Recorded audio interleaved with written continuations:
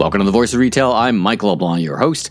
The Voice of Retail is produced in conjunction with Retail Council of Canada and is presented by Hale, a performance marketing partner trusted by brands like ASICS, Sage, and Orange Theory to scale with focus and impact.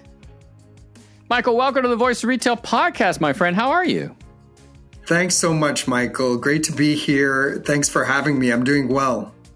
You know, I've had the intention to get you on the pod for quite a while and finally mustered enough organizational skills to reach out and say, come on. And you're so enthusiastic and so generous with your time. So thanks for joining me on the mic. I'm excited to talk about what you do and what's important to retailers about the broad file of sustainability. So where am I finding you today? You're finding me in my office. Mm-hmm. At 1881 Yonge Street in Toronto at the Retail Council of Canada head office. Global headquarters for the Retail Council of Canada. Fantastic. Yeah. Fantastic. And where'd you grow up? Where are you from? I was born and raised in Toronto, but spent a good chunk of my life and career abroad. Mm-hmm. I was actually, when I finished university, I went to York here in Toronto. I moved out to Dubai and somehow got into the CPG industry. I worked for a big Italian CPG managing the region out there. And then I worked for a Swiss watch company for some time and then eventually got into sustainability by accident. I ran into a friend of mine in downtown Toronto and I said, "What are you up to?" And he said, "I'm launching a public-private partnership out in the UAE, and it's going to be a recycling company." And I said, "Wow, that sounds really cool." And he contacted me a few months later, said, "Let's go for a drink," and said, "Why don't you join me? This is going to be something really big and great. We're bringing recycling for the first time to the region." And I was employee number 9, and we grew to thousands of employees before I left 4 years later. I talk to a lot of people in sustainability. Some come at it from a philosophical perspective, some from strategic, some from engineering, because there's a lot of technical stuff. What was it about it that interested you? And others just say, look, this is a great new evolving part of the retail industry or any industry. I think I'm going to get in on it now and understand it. Any of those resonate with you?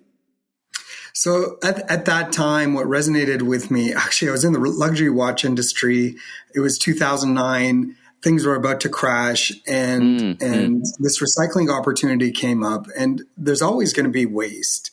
So from an economic perspective, that's an opportunity because waste can be a resource.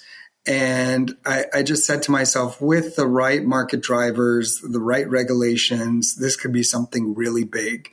And, at that company, it's called BIA, we launched a recycling facility for residential waste. We launched a tire recycling facility and a construction demolition waste facility. And there's so many angles to it because there's the consumer behavioral change element. There's the business element and the sales element. There's the quality of product element. And of course, there's the regulatory element. And all of those need to happen to make this work. So it is an exciting place to be. And I've really grown in my career over the last 15 years or so in sustainability. Well, you're certainly hinting at or pointing at what anybody who's ever talked to anyone like yourself or touched sustainability knows. It's complicated. There's a lot of moving parts to it, which makes it interesting, but it also makes your remit pretty broad. So talk about what you do at Retail Council of Canada on a day-to-day basis. Then we're going to talk about, how, what do you do for retailers, but, what's your job description and what do you cover and what do you spend your time doing? My job description is anything and everything related to sustainability and environmental files, especially advocacy files, and working with governments, working with our retail and quick service restaurant members on anything related to plastics or extended producer responsibility, climate change, climate action, zero emission vehicle, fleet transitions, circular economy, regulatory issues, but we're also like creating platforms where we can talk about some of the regulatory challenges and the compliance requirements, but also look at pushing solutions forward. Just so everybody understands, in retail council, there's advocates. You have colleagues that both work at the provincial and national level. Is it a collaborative effort with them? I mean, you are a subject matter expert, like our friend Rui is a subject matter expert in loss prevention. So do you collaborate with them? Because these files exist at all these, even municipal, right? They exist at all levels of government, yeah? Yeah, absolutely. So I lead the files federally and provincially, and I work closely with the provincial GR leads across our company. We have some great people, and actually they are also environmental experts. A good chunk of their work is environmental. So, of course, we work very closely together on these things. And I kind of have that national and international view that I bring to them. And we work together to apply the right solutions for those marketplaces. You said something I want you to articulate a bit more. I think it was extended responsibility. And that has a very extended producer responsibility. So I kind of a two-part question. One, just define that for the people, because there's lots of terms here, and if you're not close to it, it's I'll just try another to simplify term. it. Mm-hmm. So traditionally, waste and recycling management was managed by municipalities.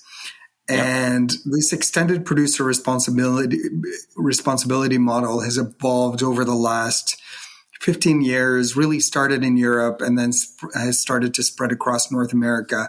BC really took the lead on it and has a bunch of different programs. But to explain it, the regulatory model basically requires producers of products and packaging to be financially and operationally responsible for collecting that material, recycling it, and reporting on it.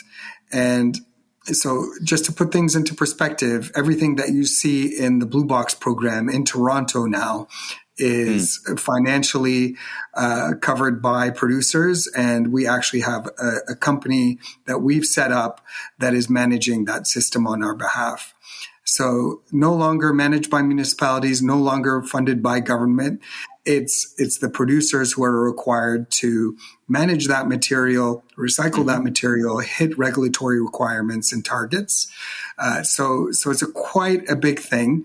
And the idea is to incentivize companies to change their products and packaging designs to be more recyclable and sustainable over time. Now, as I think about a broad breadth of the RCC membership, which represents the broad breadth of retailers. Now, of course, some retailers, many have private labels, but many are many are distributors of products made by the big package firms. They're not producers per se. So what role does retail have in that as, let's call it in this context, distributors? Yeah, so obviously you have your private brands from the retailers, and we all know them. And that's where they're paying into this system. But also, if they're first importers, they are also responsible to be paying into this system. So think about a Canadian Tire. A good chunk of what's coming into a Canadian Tire is being manufactured elsewhere. And they are first importers for many of those products. So they would be obligated to be part of that. Now, where retailers are not obligated is, they didn't bring it into the country, or it's not their private brand. So they're not responsible for Nestle and Unilever and Procter & Gamble, et cetera. They're paying their own share. But retailers are paying into this system where their private brands are first importers. And that's a big chunk of the system. So let's continue to drill down a little bit. Talk about how retailers are incorporating sustainability into their core business strategies at a higher level, because we hear that it's everything from circular perspectives to technical to going through the supply chain. So just speak to that for a little bit. Sure. So sustainability is being integrated across organizations, starting with operations. So operationally, they look at their operations and they say, okay, where can we be more efficient with energy use? Because when you reduce energy use, you're reducing greenhouse gas emissions. Are there opportunities to integrate renewable energy into our operations? And many times there's a good business case to do that, to integrate energy efficiency measures, whether it's LED lighting or implementing a new heating and cooling system or shifting towards... It could be a win-win, right? I remember when I was at Hudson's Bay, we put this program in place to control thermostats so that when it was like super hot outside, we didn't need it to be cooled in the store to the same degree that it was in the spring. So because it would feel too cold when you walked in the store. Is that an example? And we said, well, temperature control. Exactly. Right. So you're managing temperature in the store, you're managing energy, and simultaneously you're reducing your energy bill, you're reducing the kilowatt hours, but you're also reducing costs. So in many cases, there is a business case. Sometimes the business case might be 5 years out, but sometimes you get a return on investment within a year. Sure. And then how do you recycle more in operations is a big thing, because recycling typically costs less than a black bin, than garbage to collect, because waste management companies can offer rebates, because recycling typically can have value, especially cardboard. And imagine the amount of cardboard that comes out of retailers. And then, of course, I think we almost don't have to imagine it, because if you're a frequent online shopper, it comes in your own blue box, right? It does. And the amount of paper and cardboard has increased substantially in blue box systems over the last 10 years or so, and it continues to grow. Is that a good news story? Just here's a fun fact you didn't know about me. I was in the cup business for a couple of years, so I worked for Dixie Cup. And so I was on the vanguard of sustainability like 25 years ago when we were trying to figure out, we sold cups to Tim Hortons and 7-Eleven and McDonald's. And of course, sustainability was a big deal there. And we were very enthusiastic about the technologies that would help paper recycling. I'd imagine they're really good right now, right? Like if plastic is 100% recyclable, paper was, had a few cycles of life, but I imagine the technology's better. Yeah. The technology is better. I think where there might be challenges with cardboard is if it's laminated or if there's plastic film as part of it. Like a coffee cup, right? Like a coffee cup. So the paper mills don't love coffee cups because they need to use the extra amount of water to kind of dilute the cup into fibers, and then the plastic is almost a contaminant in their system that they have to pull out. So when you talk to retailers, as you often do, you go coast to coast. I've seen how busy you are. So what are the kind of the top issues that are facing retailers today? What comes up the most often, and like one, two issues that they say, listen, I need this help with, this is top of mind, this is boardroom level issue, and in your file, in the sustainability, technical or otherwise? Well, I would say, for our members, just to give you an example, going back to EPR, first and foremost, that's by far the most pressing issue for our member base. Our members are involved in over 110 EPR programs across the country. And that includes everything from blue box materials, batteries, electronics, household hazardous waste, paints, and the list goes on, tires. Obviously, not all members are involved in those, but they're touching each of these categories. And you get a market as small as the Yukon launching EPR programs because governments want to divest from paying the cost of waste and recycling. So everything's kind of going on to the producer. And there's a significant amount of compliance requirements, compliance risk. These systems are not cheap. So they need to be developed and be efficient and have the right collection and processing infrastructure in place, and that requires a lot of investment. And there's a reputational pressure to really make this work. So EPR is a huge thing. I would say the value of EPR in Canada right now is trending towards an upwards of $3 billion. for all programs, if we include bottle deposit programs, et cetera, across the country. And that's a huge chunk. That's a huge chunk. So there's a lot of cost, a lot of risk targets, and it is a big thing for them. So that's first and foremost. I've often described, people ask me what the role of RCC is, and sometimes I describe it as explaining unintended consequences to government decision makers. Does that hold true in your file? So we do explain unintended consequences. We try to partner with government and collaborate, provide data, information, trends on their on their regulatory decision making. And the more information we provide in terms of this is where things can go, this is what is possible in terms of recycling targets, but these are potentially the unintended consequences if we rush too fast in terms of cost on the consumer. So we always, at the end of everything, we're the ones who face the consumer and see costs rising. And if we can mitigate that, especially in an environment of economic disparity, trade and tariff challenges, et cetera, the consumer is being squeezed.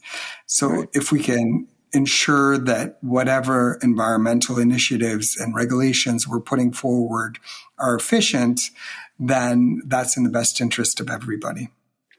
I guess is there a communication to the consumers? I'm starting to see, I don't live in Toronto, I just live outside of it, but I see lots of communication gearing up for this shift to EPR. And I guess it's like, hey, guess what? Great news. Your taxes are going to go down because we're not paying for this anyway. But is it also communicating, hey, you are paying for this because it's going to be nested in some way, shape, or form in the cost of goods. So it's shifting the responsibility rather than eliminating the cost at the household level, yeah? Exactly. So it's shifting in our communications to government, for example, in Ontario. I think, yes, the taxes aren't going away. So it's kind of like expenditure avoided for municipalities, but they're reallocating those funds to something else. And with producer responsibility, we estimate the cost to consumers to be about $220 per household. That's only going to rise, and that's just for Blue Box alone. And that's incremental. That's incremental to what they are paying today. So the assumption in that is that the municipalities will hire more police or more fire people and use the money elsewhere, but it won't reduce your taxes. There are lots of calls on that, but there will be an incremental. But it'll be just mixed in 1,000 different little ways into the things you buy. Is that a good way to look at it as well?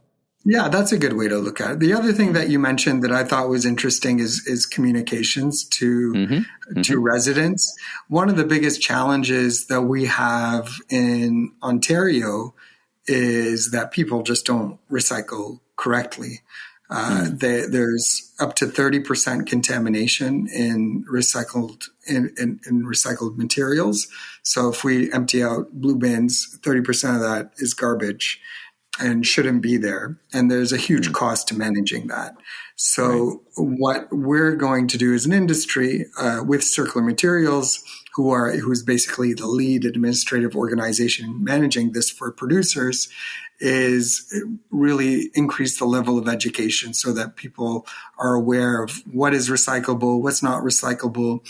Because when there's a high level of contamination, there's a significant amount of added cost to that. And it actually lowers the value of recyclable materials because you can imagine like cardboard might get stained, pizza boxes, etc., or peanut butter jars that aren't emptied properly. There's an added cost to processing that.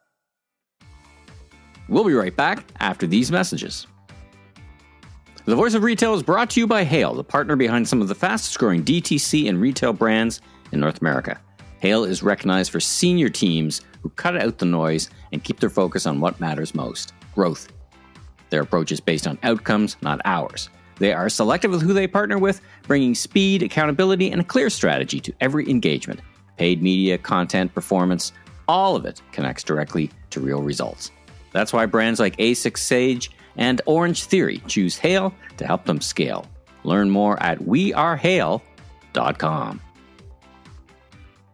All right, let's talk about some fun stuff. So the fun stuff is that, well, it's all fun, right? But funner stuff. How about that? We've got a conference. Retail Council of Canada has a retail sustainability conference. This started a couple of years ago by popular demand, literally. It's now one of our biggest conferences coming up October.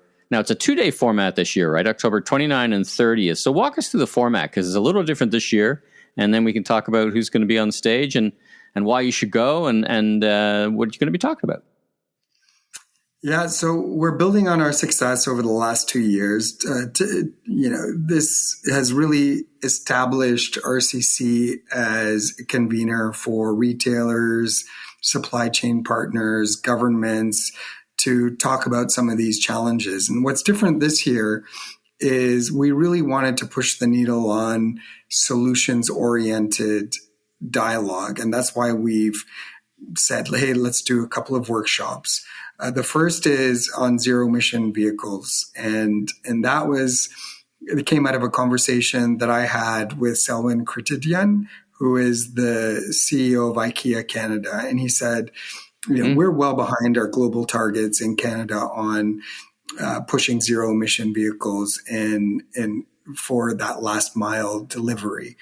And we really want to push industry, whether retailers, utilities, governments, and other supply chain partners, to kind of accelerate the transition towards electrifying fleets. So I told him, hey, let's do a workshop and bring all these major stakeholders together to talk about some of the challenges and opportunities to potentially work closer together. So that's a very bespoke kind of workshop to focus in on zero emission vehicles and what we can do together with private motor vehicle owners and utilities, et cetera, and government will be in the room to really push the needle forward. The other is on extended producer responsibility and the transitions across Canada. As you can imagine, like with everything, Michael, there are different regulations in every province, different requirements. So what we're doing is we're trying to create dialogue, especially amongst the regulators, to navigate some of these key issues and drive alignment and reduce duplication. That drives retailers crazy, right? Because retailers could be operating in literally have stores on the other side of the street that's in different municipalities with no harmonization of regulations. That introduces a lot of cost to retailers, right? That's got to be a big part of that discussion for sure. And not just coast to coast, but even regionally, right? It's a lot of complexity if the regulators can't get together and harmonize rules. It's a ton of complexity, yeah.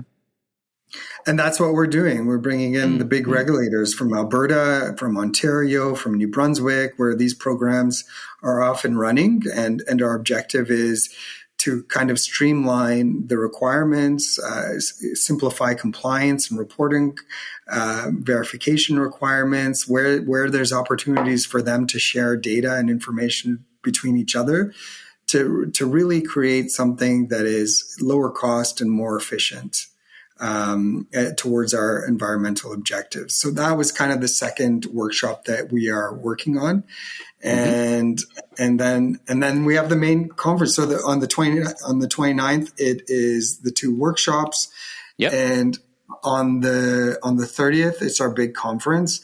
In terms of key themes this year, I gave a lot of thought to it, but like the elephant in the room is, how do we keep the needle moving amidst economic uncertainty? And at the beginning of this year, I said, I don't know what this conference is going to look like, because there's so much, cost pressure, the tariffs shifting. There's some shift in regulations. There's a global rollback on the global plastic treaty negotiations with the UN. That's kind of been pushed out until next year and wasn't a success to come up with a deal this year. So how do we keep moving the needle forward on some of these challenges, like driving circularity, climate mitigation? Under the Paris Agreement, we committed in 2015 globally to keep global warming to 2 degrees Celsius. and we're trending towards 3 degrees Celsius. So Yeah, we've we're blown way past off. that. Yeah, we've blown past We're way that. off. And then in terms of like plastics, by 2050, there's going to be more plastic weight in the oceans than fish.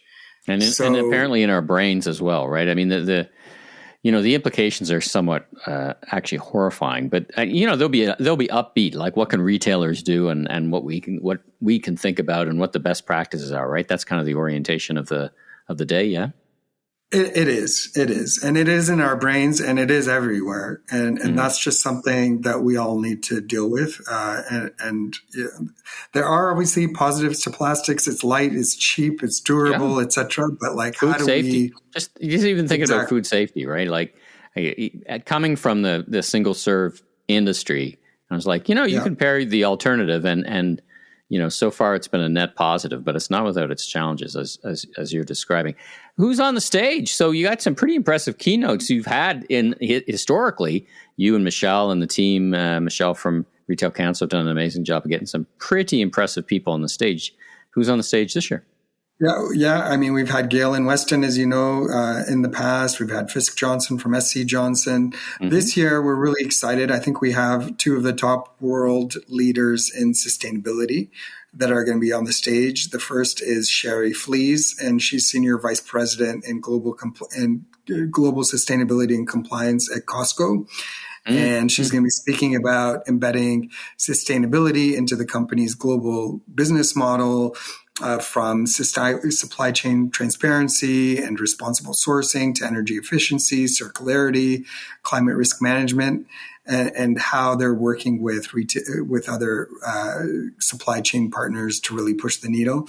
And the second big one we have, Michael, is Jim Andrew, and he's Executive Vice President at PepsiCo and their Global Chief Sustainability Officer.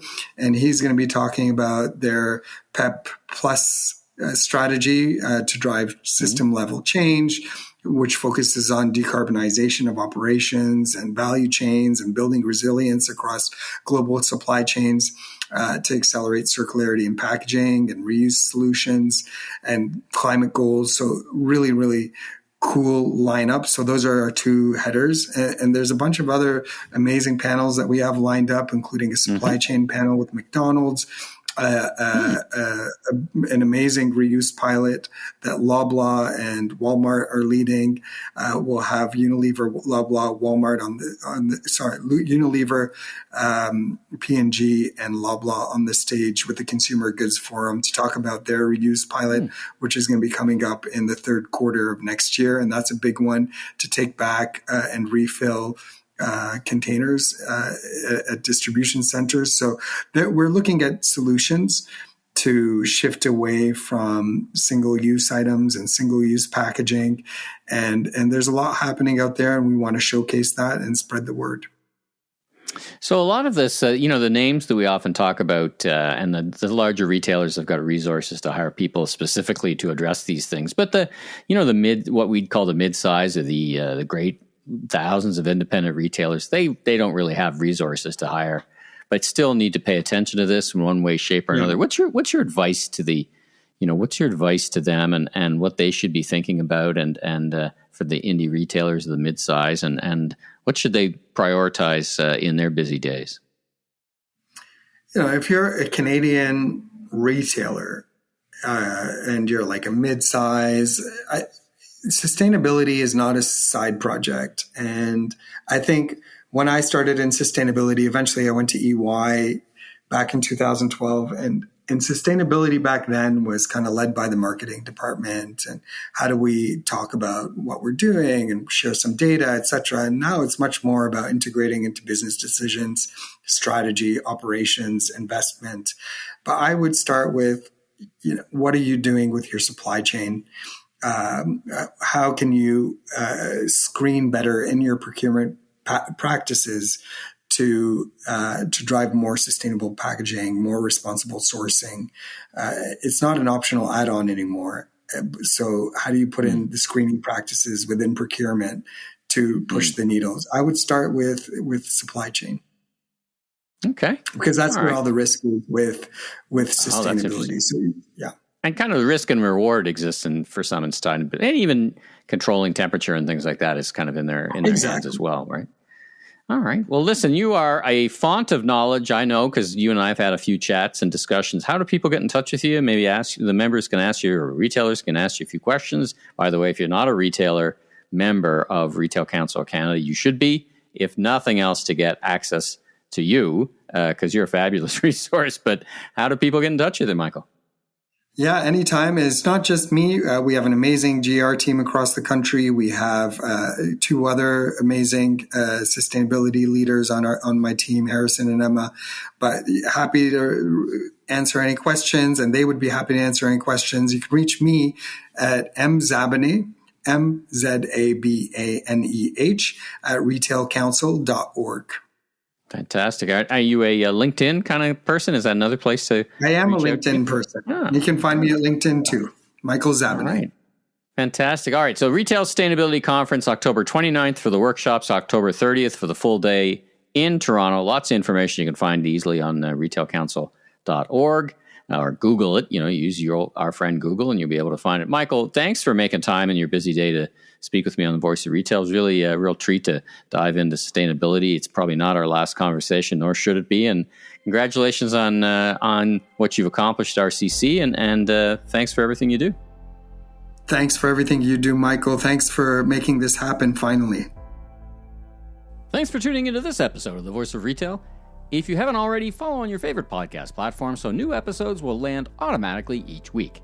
And be sure and check out my other retail industry media properties, the Remarkable Retail Podcast with Steve Dennis and the Global E-Commerce Leaders Podcast. I'm your host, Michael LeBlanc, Senior Retail Advisor, Keynote Speaker. If you want more content or chat, follow me on LinkedIn. Safe travels, everyone.